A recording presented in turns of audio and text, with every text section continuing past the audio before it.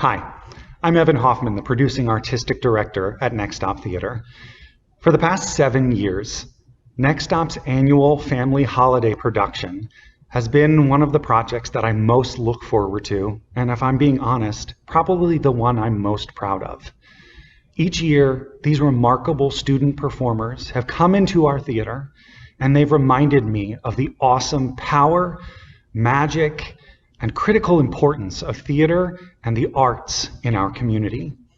If you share in that belief, please consider going to the links below and donating to the Next Stop Now Fund so that we can not only survive these challenging times, but thrive far beyond them. In the meantime, from everyone at Next Stop, please know that we miss you. And even though right now we can't gather together, you are in our hearts. And so please accept this virtual production as our gift to you. And I hope that you have a safe and a joy-filled holiday season.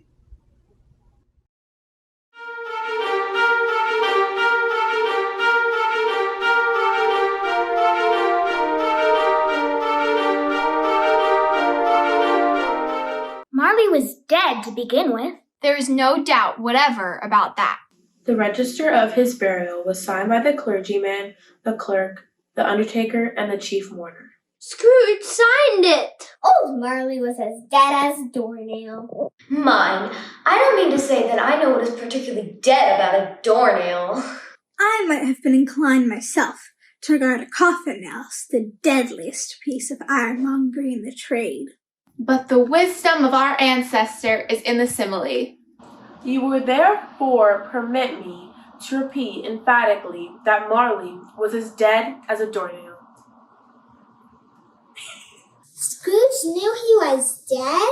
Of course he did. Scrooge and he were partners for I don't know how many years. Scrooge was his sole executor, his sole administrator, his sole friend, and sole mourner. The mention of Marley's funeral brings me back to the point I started from. There was no doubt that Marley was dead. This must be distinctly understood, or nothing wonderful can come of the story that I am about to relate. Scrooge never painted out old Marley's name. There it stood years afterwards above the warehouse door, Scrooge and Marley. Oh, he was a tight-fisted hand at the grindstone, Scrooge. A squeezing, wrenching, grasping, scraping, clutching, covetous old sinner. Sharp and hard as flint, secret, self-contained, and solitary as an oyster. He carried his own low temperature always about with him. He iced his office in the dog days, and didn't thaw at 1 degree at Christmas. Nobody ever stopped him in the street to say, with gladsome looks, My dear Mr. Scrooge, how are you? When will you come to see me? It's so good to see you this morning, Ebenezer. Go away! But what did Scrooge care? It was the very thing he liked. To edge his way along the crowded paths of life, warning all human empathy to keep its distance. I saw 3 ships come sailing in on Christmas Day, on Christmas Day. I saw 3 ships come sailing in on Christmas Day in the morning. Once upon a time, of all the good days in the year, on Christmas Eve, old Scrooge sat busy in his counting house. Scrooge had a small fire, but his clerk's fire was as small as 1 coal. A Merry Christmas, Uncle! God save you! Bah! Humbug! Christmas a humbug, Uncle? You don't mean that, I'm sure. I do. Merry Christmas. What right have you to be merry? What reason have you to be merry? You're poor enough. Come then, what right have you to be dismal? You're rich enough. Bah! Humbug! Come on, don't be cross, Uncle. What else can I be when I live in such a world of fools as this? Merry Christmas. Out upon a Merry Christmas. What's Christmas time to you but a time for paying bills without any money? For finding yourself a year older but not an hour richer? If I could work my will, and every idiot who goes about with Merry Christmas on his lips would be boiled in his own pudding and buried with a stake of holly through his heart. Uncle! Nephew, keep Christmas in your own way.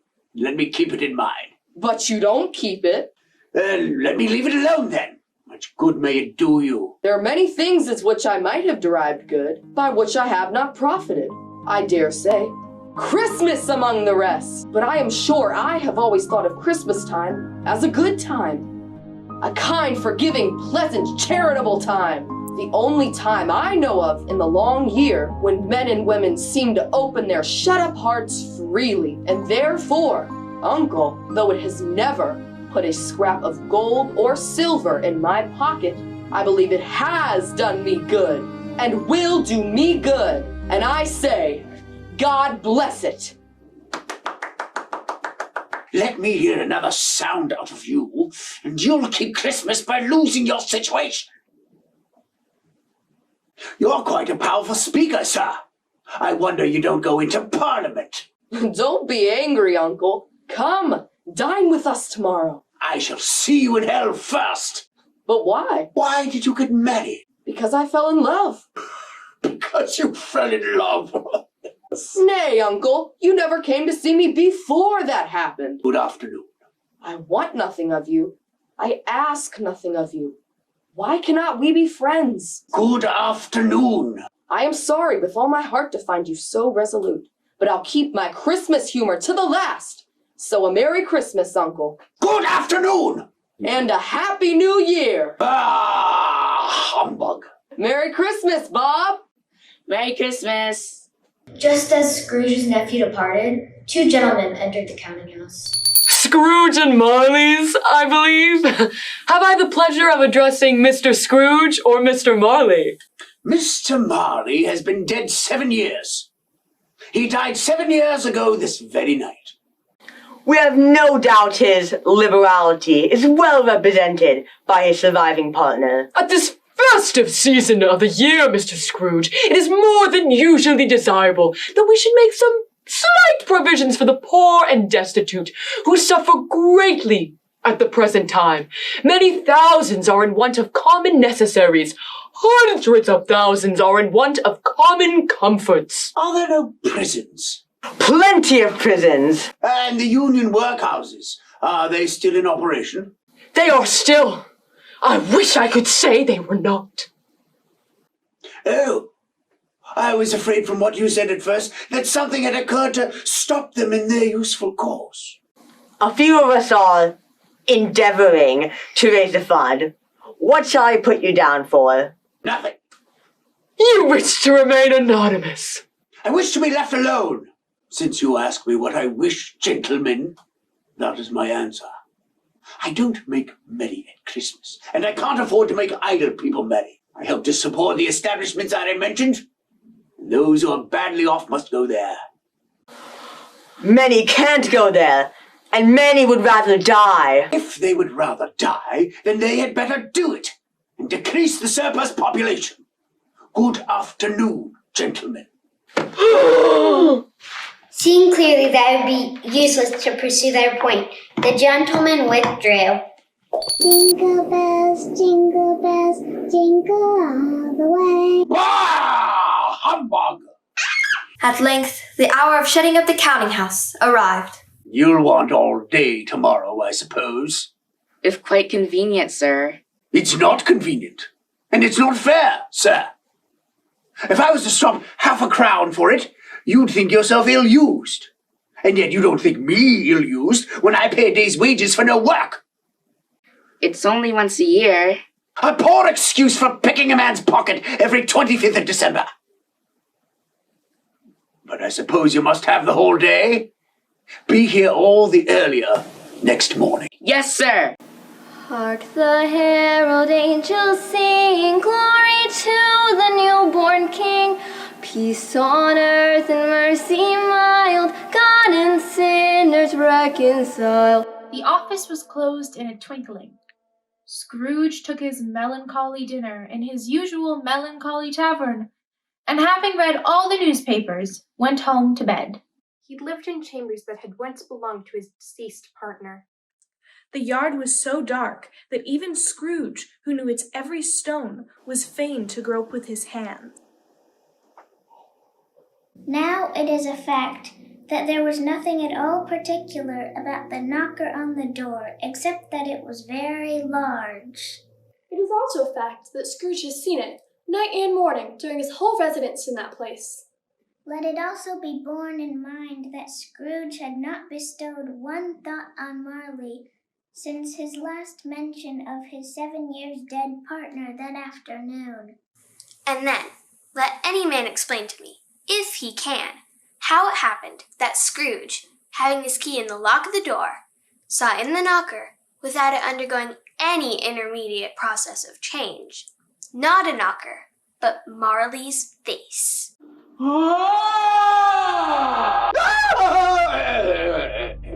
To say that he was not startled would be untrue, but he put his hand upon the key he had relinquished, turned it sturdily, walked in, and lighted his candle. He fastened the door and walked across the hall and up the stairs. Thus, secured against surprise, he took off his cravat, put on his dressing gown and slippers and his nightcap, and sat down before the fire to take his gruel. His glance happened to rest upon a bell that hung in the room and communicated for some purpose now forgotten.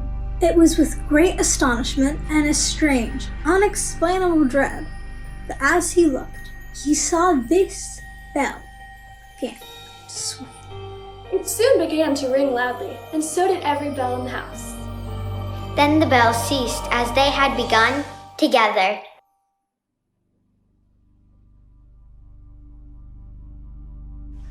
How now? What do you want with me? Much. Who are you? Ask me who I was. Who were you then? You're particular for a shade. In life, I was your partner, Jacob Marley. You don't believe me. I don't. Why do you doubt your senses? Because a little thing affects them. A slight disorder of the stomach makes them cheats. You may be in an undigested bit of beef, or a blot of mustard, a crumb of cheese, a fragment of underdone potato. Why do you trouble me? Man of the worldly mind, do you believe in me or not? I do. I must. Why do you come to me? It is required of every man that the spirit within him should walk abroad among his fellow men, and travel far and wide. And if that spirit goes not forth in life, it is condemned to do so after death. You are fettered. Tell me why. I wear the chain I forged in life. I made it link by link, yard by yard. I girded it on of my own free will, and of my own free will I wore it. Is its pattern strange to you? Or would you know the weight and length of the strong coil you bear yourself? It was full, as heavy and as long as this 7 Christmas Eves ago. You have labored on it since. Jacob. Old Jacob Marley. Tell me more. Speak comfort to me, Jacob. I have none to give.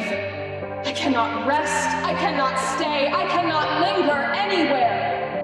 But you were always a good man of business, Jacob. Business? Mankind was my business. The common welfare was my business. Charity, mercy, forbearance, and benevolence were all my business. At this time of the rolling year, I suffer most. Why did I walk through crowds with my eyes turned down? Hear me! My time is nearly gone. I will, but don't be hard upon me. How it is that I appear before you in a shape that you can see, I may not tell. I have sat invisible beside you many and many a day.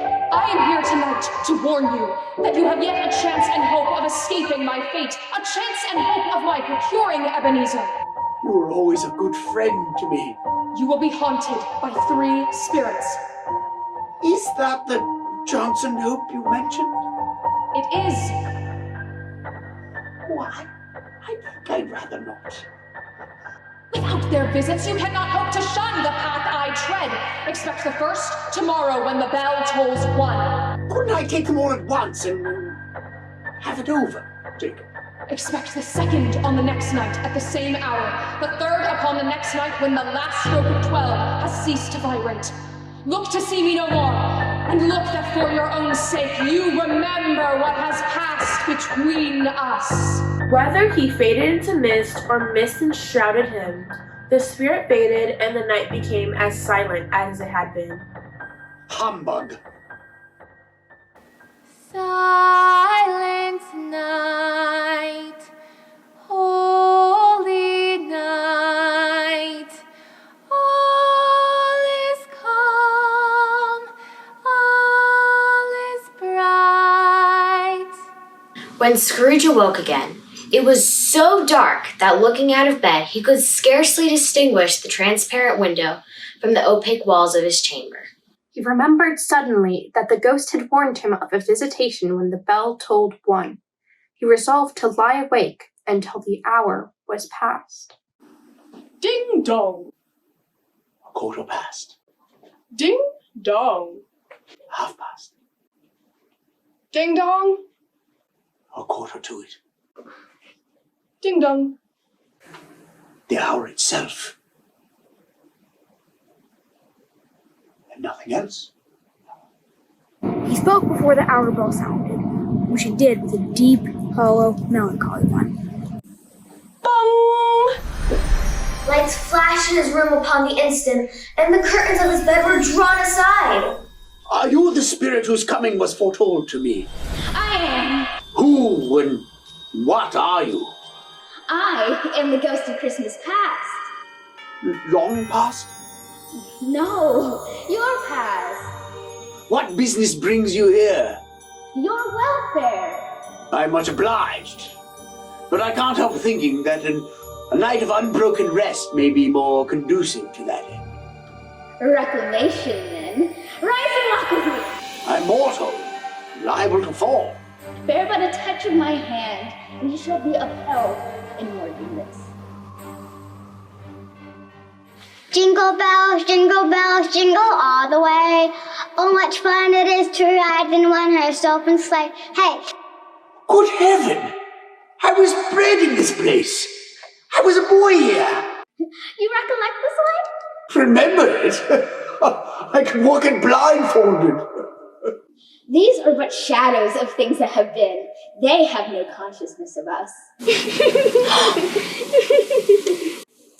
The school is not quite deserted. A solitary child is left there still. Poor boy. I wish... What is the matter? Oh, nothing. There was a girl who was singing a carol last night at my door. I should like to have given her something. That's all. Let us see another Christmas. Dear brother, I've come to bring you home, dear brother. Home? Little fan? Yes, home for good and all. Home forever and ever. Father is so much kinder than he used to be. That home is like heaven. He spoke so gently to me one dear night when I was going to bed that I was not afraid to ask him once more if you might come home, and he said yes. And then he sent me in a coach to bring you. We're to be together all Christmas long and have the merriest time in the world. You're quite a woman, little fan. Always a delicate creature whom a breath might have withered, but she had a large heart. So she had. You're right. She died a woman and had, as I think, children. One child. True, your nephew. Yes. Deck the halls with boughs of holly. Fa la la la la la la. 'Tis the season to be jolly. Fa la la la la la la. Don we now our gay apparel. Fa la la la la la la.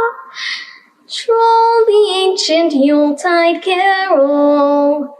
Fa la la la la la. Do you know this place? Know it? I was apprenticed here. Why, it's old Fezziwig. Bless his heart, it's old Fezziwig alive again. Yo ho there, Ebenezer, Dick. Dick Wilkins, to be sure! Bless me, yes, there he is! He was very much attached to me. Poor Dick. Come, Ebenezer, get a move on. Yo-ho, my boys. No more work tonight. Christmas Eve, Dick. Christmas, Ebenezer. Let's have the shutters up before a man can say Jack Robinson. Yes, sir. Yes, sir. Clear it all away, boys. Let's have lots of room here. May I have this dance, my dear? Well, of course.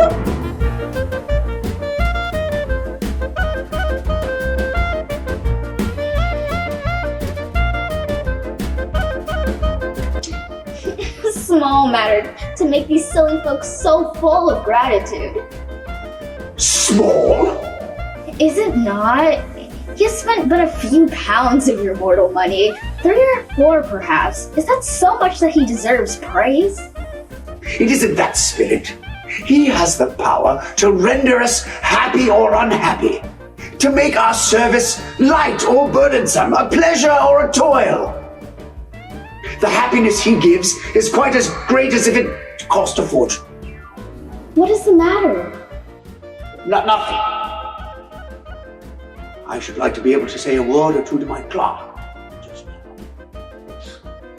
My time grows short. Quick. Oh, come, all ye faithful, joyful and triumphant.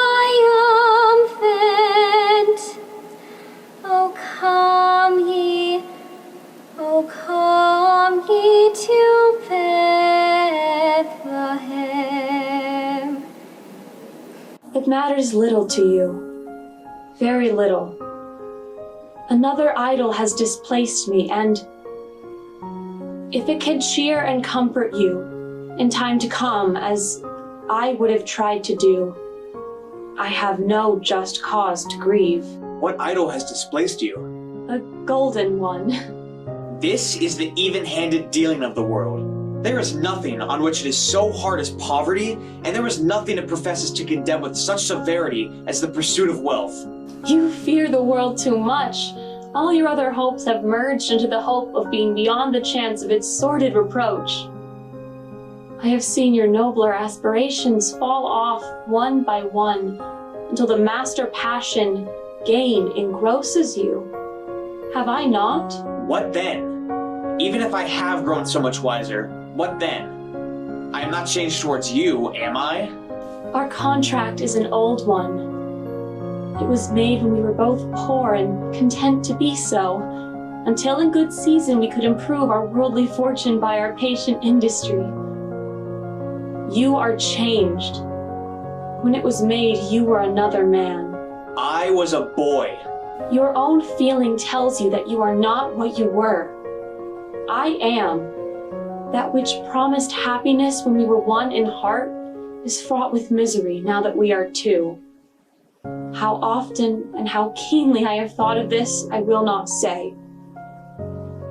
It is enough that I have thought of it and can release you. Have I ever sought release? In words, no, never. In what then? In a changed nature, in an altered spirit, in everything that made my love of any worth or value in your sight. If this had never been between us, tell me, would you seek me out and try to win me now? You think not? I would gladly think otherwise if I could. But if you were free today, can I believe that you would choose a dowerless girl? You, who in your very confidence with her, weigh everything by gain, or choosing her, if for a moment you were false enough to your one guiding principle to do so? Do I not know that your repentance and regret would surely follow? I do, and I release you with a full heart for the love of him you once were. You may have pain in this, a very, very brief time, and you will dismiss the recollection of it gladly as an unprofitable dream, from which it happened well that you awoke. May you be happy, in the life you have chosen. Spirit, show me no more. Conduct me home. Why do you delight to torture me? I told you, these are shadows of things that have been, that they are what they are. Do not blame me. No more, no more! I don't wish to see it. Show me no more. I cannot bear it. God rest ye merry gentlemen, let nothing you dismay. Remember Christ our Savior was born on Christmas Day to save us all from Satan's power when we were gone astray. Oh, tidings of comfort and joy, comfort and joy. Oh, tidings of comfort and joy. Tick, tick, tick. Tick, boom! Come in and know me better, man. I am the ghost of Christmas present. Look upon me. You have never seen the likes of me before. Never. Have you never walked forth with the younger members of my family? I don't think I have. I'm afraid I have not. Have you had many brothers, Spirit? More than 1,800. Tremendous family to provide for. Spirit, conduct me where you will. I went forth last night on compulsion. I've learnt a lesson which is working now. Tonight, if you have aught to teach me, let me profit by it. Touch my robe. Scrooge did as he was told and held fast. Everything vanished instantly, and they stood on the city streets on Christmas morning, where the people made a rough but brisk kind of music. Soon they came to Scrooge's clerk's home. On the threshold of the door, the spirit smiled and stopped to bless Bob Cratchit's dwelling with the sprinkling of his torch before entering. What has ever got your precious father then? And your brother Tiny Tim? And Martha wasn't this late last year by half an hour. Here's Martha, Mother. Here's Martha, Mother. Why, bless your heart, my dear, how late you are. We had a deal of work to finish up last night and had to clear away this morning, Mother. Well, never mind, so long as you are come. Sit down before the fire, my dear, and have a warm blessing. No, Father's coming. Hide, Martha, hide. Merry Christmas, my loves. Merry Christmas, Father. Why, where's Martha? Not coming. Not coming? Not coming upon Christmas Day? Here I am, Father. Oh, Merry Christmas, Martha. And how did little Tim behave? As good as gold and better. Somehow he gets thoughtful sitting by himself so much and thinks the strangest things you've ever heard. He told me coming home that he hoped the people saw him in church because he was a cripple, and it might be pleasant for them to remember upon Christmas Day who made lame beggars walk and blind men see. He will grow strong and hearty. Indeed. A Merry Christmas to us all, my dears. God bless us. Merry Christmas. God bless us, everyone. Spirit, tell me if Tiny Tim will live. I see a vacant seat in the chimney corner and a crutch without an owner, carefully preserved. If these shadows remain unaltered by the future, the child will die. Oh no, kind spirit, say he will be spared. If these shadows remain unaltered by the future, none other of my race will find him here. What then? If he be like to die, you had better do it, and decrease the surplus population. Oh no, spirit, I do not mean... Man, if man you be in heart, will you decide what men shall live, what men shall die?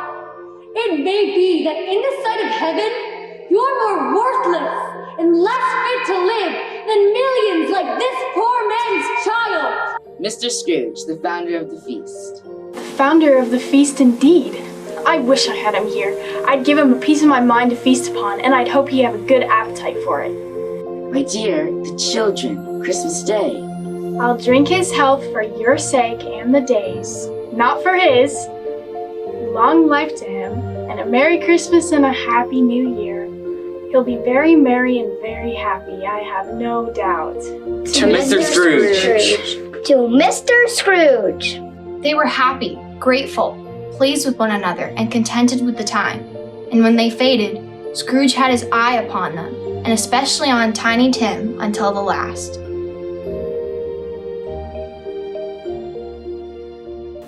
See the blazing Yule before us, fa la la la la la la la. Strike the harp and join the chorus, fa la la la la la la la. At once, Scrooge heard laughter and was surprised to recognize it as his nephew's, and to find himself in a bright, dry, gleaming room, with the spirit standing smiling beside him, and looking at that same nephew with approving affability. He said that Christmas was a humbug, as I live, and he believed it too. More shame for him, Fred. He's a comical old fellow, that's the truth. However, his offenses carry his own punishment, and I have nothing to say against him. I'm sure he's very rich, Fred. At least you always tell me so. What of that, my dear? His wealth is of no use to him. He doesn't do any good with it. He doesn't make himself comfortable with it. He hasn't the satisfaction of thinking that he's gonna benefit us with it. I have no patience with him. Oh, I have. I'm sorry for him. I couldn't be angry with him if I tried. Who suffers by his ill whims? Himself. Always. Here, he takes it into his head to dislike us, and he won't come dine with us. What's the consequence? He doesn't lose much of a dinner. Indeed, I think he loses a very good dinner. I was only going to say that the consequence of his taking a dislike to us is, I think, that he loses some pleasant moments, which could do him no harm. I mean to give him the same chance every year, whether he likes it or not. But he can't help thinking better of it. If he finds me going there year after year and saying, "Uncle Scrooge, how are you?" If it only puts him in the vein to leave his poor clerk £50, that's something. He has given a plenty of merriment, I am sure. It would be ungrateful not to drink his health. Here is a glass, ready in hand, and I say, Uncle Scrooge. Uncle Scrooge. A Merry Christmas and a Happy New Year to the old man, whatever he is. Uncle Scrooge had imperceptibly become so gay and light of heart that he would have pledged the unconscious company in return and thanked them in an inaudible speech if the ghost had given him time. But the whole scene passed off in the breath of the last words spoken by his nephew, and he and the spirit were again upon their travels. Spirit, your hair grows grey. A spirit's life so short. My life upon this globe is very brief. It ends tonight. Tonight? Tonight at midnight. Hark! The time is drawing near. Look here. From the folds of the spirit's robe emerged two children. Wretched, abject, frightful, hideous, miserable. They knelt down at the spirit's feet and clung upon the outside of its garment. Spirit? Are they yours? They are man's. They cling to me, appealing from their fathers. This boy is ignorance. This girl is want. Beware them both in all of their degree. But most of all, beware this boy. For on his brow, I see that written which is doom, unless the writing be erased. Have they no refuge or resource? Are there no prisons? Are there no workhouses? Boom! Scrooge looked about him for the ghost and saw it not.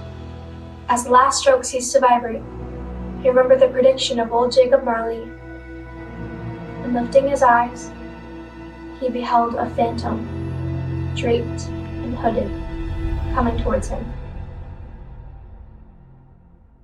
I am in the presence of the ghost of Christmas yet to come.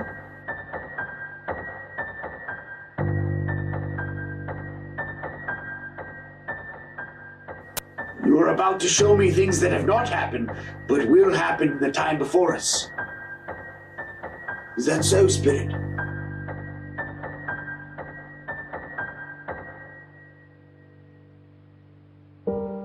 Ghost of the future. I fear you more than any spectre I have seen. But as I know your purpose is to do me good, and as I hope to live to be another man from what I was, I am prepared to bear your company, do it with a thankful heart. Will you not speak to me?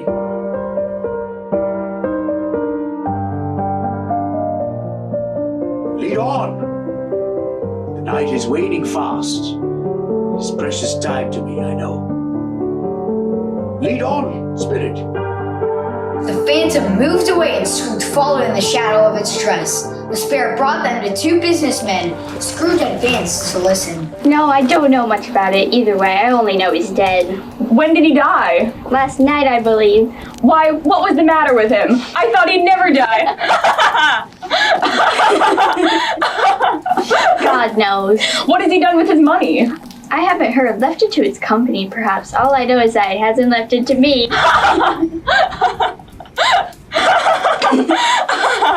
It's likely to be a very cheap funeral, for upon my life, I don't know of anyone who would go to it. Suppose we make up a party and volunteer.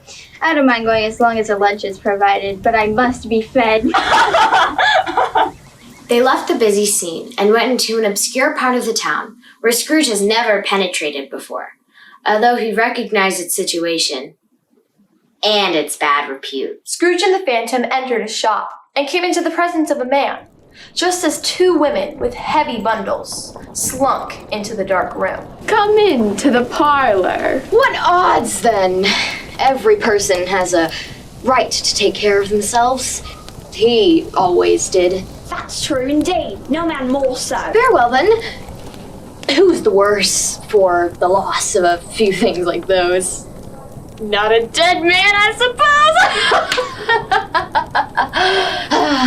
If he wanted to keep him after he was dead, why wasn't he natural in his lifetime? If he had been, he'd have had somebody look after him when he was struck with death, instead of lying gasping out his last there, alone by himself. Open that bundle, old Joe, and let me know the value of it. A pencil case, a pair of sleeve buttons, and a brooch of no great value.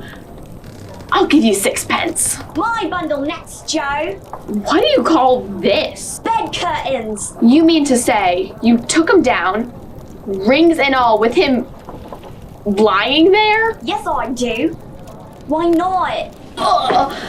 And his blankets? Who else's do you think?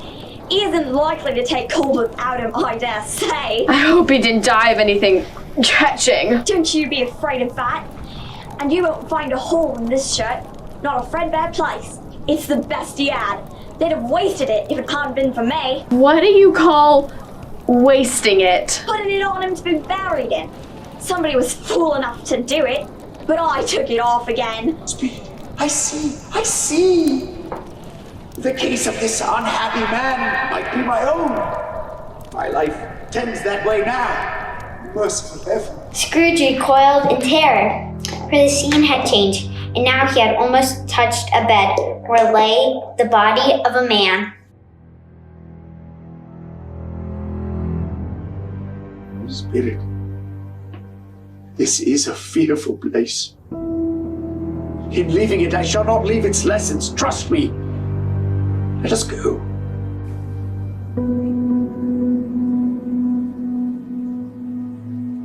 I understand you.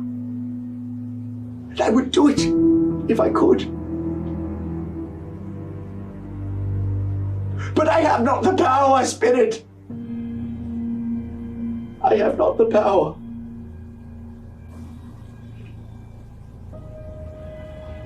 If there is any person in the town who feels emotion caused by this man's death, show that person to me, I beseech you. Is it good or bad? Bad. We are quite ruined? No, there's hope yet, Caroline. If he relents, there is. Nothing is past hope. If such a miracle has happened. He is past relenting. He is dead! To whom will our debt be transferred? I don't know. But before that time, we shall be ready with the money. We may sleep tonight with light hearts, Caroline. Let me see some tenderness connected with death. Or that dark chamber, Spirit, which we left just now. will be forever present to me. The candle hurt my eyes. I wouldn't show weak eyes to your father when he comes home for the world. It must be near his time. Pass it, rather. But I think he has walked a little slower than he used to these last few evenings, Mother. I have known him to walk with Tiny Tim on his shoulder. Very fast indeed. And so have I. Often. And so have I. He was very light to carry, and his father loved him so that it was no trouble. There's your father at the door. Hello, Father. It is Sunday. You went today, Robert? Yes, my dear. I wish you could have gone. It would have done you good to see how green a place it is. But you'll see it often. I promised him I would walk there on a Sunday. My little child. There, Robert. I met Mr. Scrooge's nephew in the street today, saying that I was just a little down. He inquired what had happened. Since he is the most pleasant gentleman you have ever met, I told him, I am heartily sorry for it, Mr. Cratchit, he said, and heartily sorry for your good wife. By the by, how he knew that, I'd never know. Knew what, my dear? Why, that you were a good wife. Everybody knows that. Very well observed, my girl. I hope they do. If I can be of any service to you in any way, he said, giving me his card. That's where I live. It really seems as though he'd known our Tiny Tim and felt with us. I'm sure he's a good soul. You would be sure of it, my dear, if you had saw and spoke to him. I'm sure we shall none of us forget poor Tiny Tim. Never, Father. I am very happy. I am very happy. Spectre, something informs me that our parting moment is at hand. I know it, but I know not how. Tell me, what man that was whom we saw lying dead? In an instant, they were transported to a churchyard. Here, the wretched man, whose name he had now to learn, lay underneath the ground. The spirit stood among the graves and pointed down to one. Before I draw nearer to that stone to which you point, answer me one question. Are these the shadows of things that will be? Or are they shadows of things that may be only?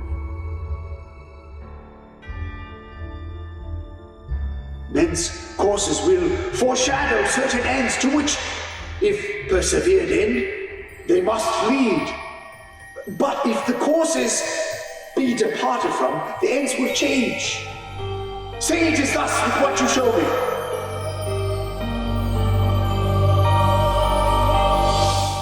No, Spirit! No, no, no! Spirit! Hear me! I am not the man I was. I will not be the man I must have been but for this intercourse. Why show me this if I am past all hope?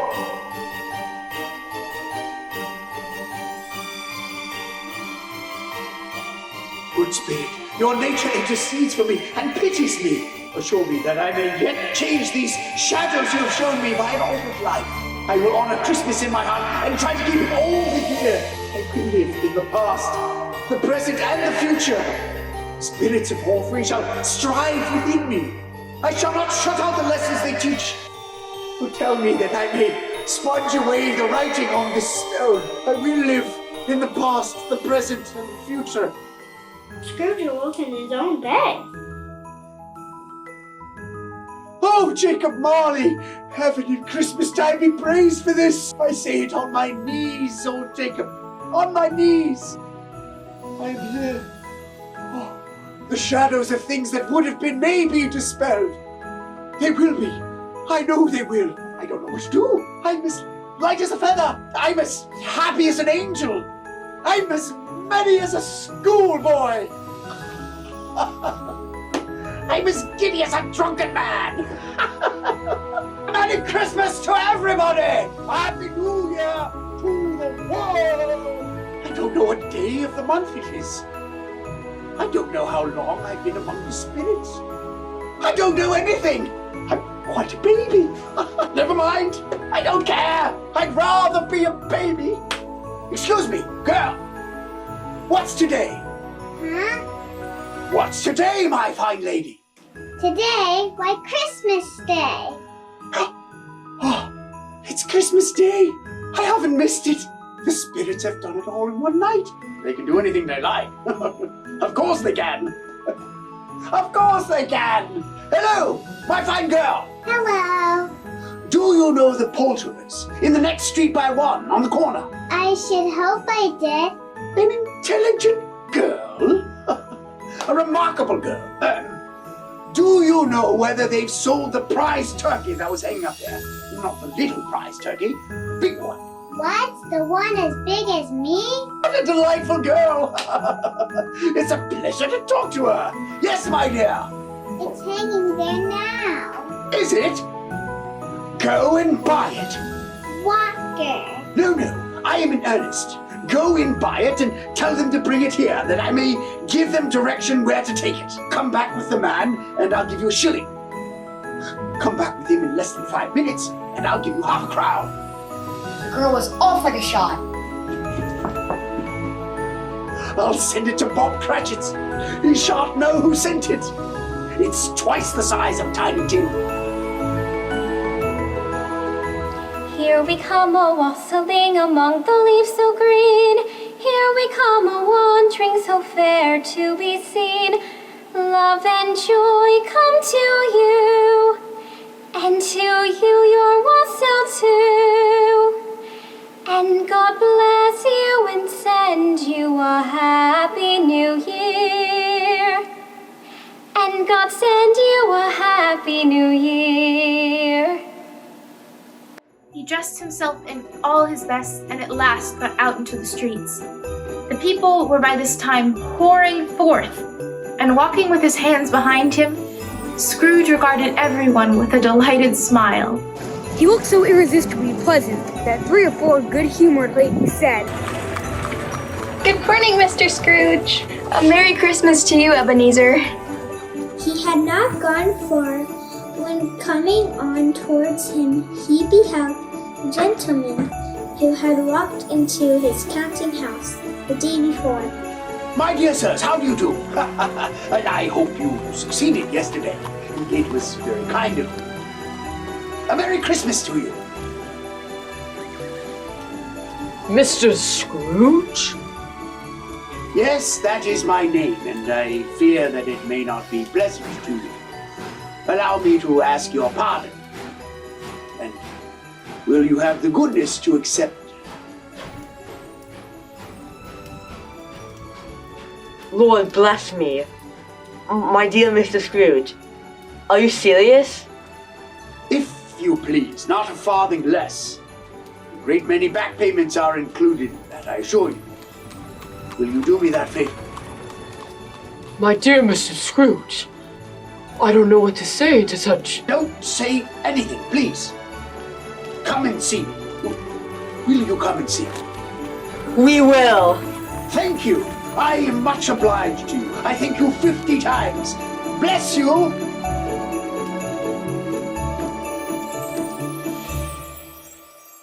We wish you a Merry Christmas. We wish you a Merry Christmas. We wish you a Merry Christmas and a Happy New Year. He went to church and walked about the streets and watched people hurrying to and fro. He patted children on the head and questioned beggars. He looked down into the kitchens of the houses and up into the windows and found that everything could yield him joy. He had never dreamed that any walk, that anything, could give him so much happiness. In the afternoon, he turned his steps toward his nephew's house. Fred! Why, bless my soul! Who's that? It's I, your Uncle Scrooge. I have come for dinner. Will you let me in, Fred? Let him in! It is a mercy he didn't shake his arm off. He was at home in 5 minutes. Nothing could be heartier. Wonderful party, wonderful games, wonderful unanimity, and wonderful happiness. But he was early at the office next morning. Oh, he was early there. If he could only be there first and catch Bob Cratchit coming late, that was the thing he had set his heart upon. And he did it. Yes, he did. The clock struck 9. No, Bob. A quarter past. No, Bob. He was a full 18 minutes and a half behind this time. What do you mean by coming here at this time of day? I am very sorry, sir. I am behind my time. You are? Yes, I think you are. It's only once a year, sir. It should not be repeated. I was making rather merry yesterday, sir. Now, I'll tell you what, my friend. I am not going to stand for this sort of thing any longer. And therefore, I am going to raise your salary! Huh? Ha ha ha! A Merry Christmas, Bob! Merrier Christmas than I have given you for many a year. I'll raise your salary and endeavor to assist your struggling family, and we will discuss your affairs this very afternoon over a Christmas bowl of smoking bishop, Bob. Buy another coal scuttle before you dot another I, Bob Cratchit. Scrooge was better than his word. He did it all and infinitely more. And to Tiny Tim, who did not die, he was a second father. He became as good a friend, as good a master, and as good a man as the good old city knew. Some people laughed to see the alteration in him, but he let them laugh, and little heeded them, for he was wise enough to know that nothing ever happened on this globe for good, at which some people did not have their fill of laughter in the outset. His own heart laughed, and that was quite enough for him. And it was always said of him that he knew how to keep Christmas well, if any man alive possessed the knowledge. May that be truly said of us, and all of us. And so, as Tiny Tim observed, God bless us, everyone! Good tidings we bring to you and your kin. We wish you a Merry Christmas and a Happy New Year.